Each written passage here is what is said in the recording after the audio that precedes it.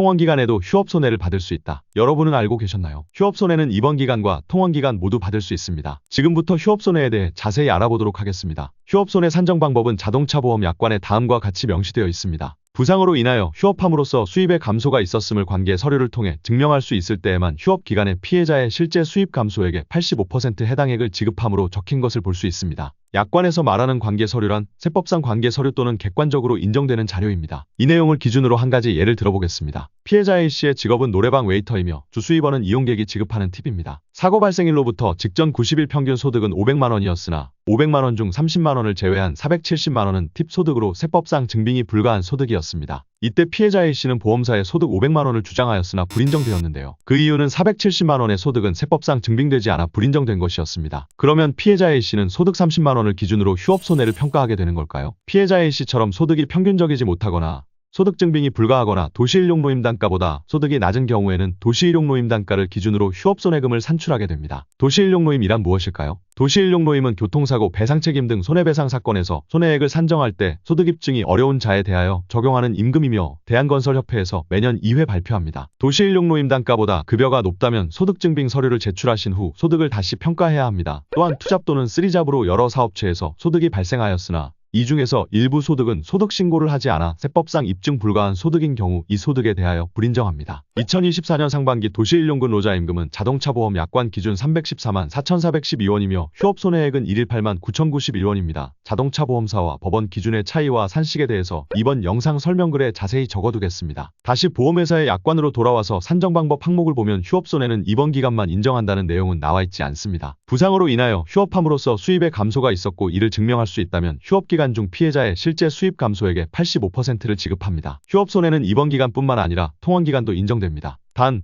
통원기간 전체가 인정되는 것은 아니며 실제 수입의 감소가 이루어지지 않았을 때는 약관상 휴업손해를 인정하지 않습니다. 예를 들어 설명하자면 피해자 B씨의 직업은 공무원으로 병가를 사용하더라도 소득의 감소가 이루어지지 않습니다. 실제 소득의 감소가 없으므로 14일간 입원을 했더라도 인정되는 휴업손해일은 0일입니다. 피해자 B씨는 퇴원 후에도 통증을 호소하였으며 업무를 볼 수 없어 연차를 소진하고 통원치료를 받았습니다. 통원치료를 위해 연차를 사용함으로써 실제 수입에 감소가 생겼거나 연차 수당을 받지 못하게 된다면 이 기간을 휴업기간으로 인정하여 휴업손해 액을 지급합니다. 두 번째 사례로 피해자 C씨는 직장인으로 7일간 입원을 하였고 소득 감소가 발생하였습니다. 통원치료 기간에는 5일의 연차를 소진하고 치료를 받았습니다. 피해자 C씨의 휴업은 며칠로 인정이 될까요? 피해자 C씨의 휴업손해 기간은 입원기간 7일과 연차를 소진하여 통원치료 한 5일을 합하여 총 12일이 됩니다. 통원기간 중 연차 소진에 대한 휴업손해 인정은 회사의 연차 사용 내역을 발급받아 보험회사에 제출해야 하며 연차 소진에 관해 입증하지 못한다면 담당자가 지급해주고 싶어도 지급할 수 없습니다. 휴업손해의 대상은 누가 있을까요? 인터넷에 검색해보면 학생과 주부는 받을 수 없다 혹은 학생은 받을 수 없지만 주부는 받을 수 있다 등 여러가지 이야기가 있습니다. 약관상 그리고 실무상 지급 방법에 차이가 있는데 이 내용은 뒤에서 한번 더 다루도록 하겠습니다. 휴업손해 감소 부분을 먼저 살펴보면 휴업손해는 수입의 감소가 있었음을 증빙해야 하며 무직자,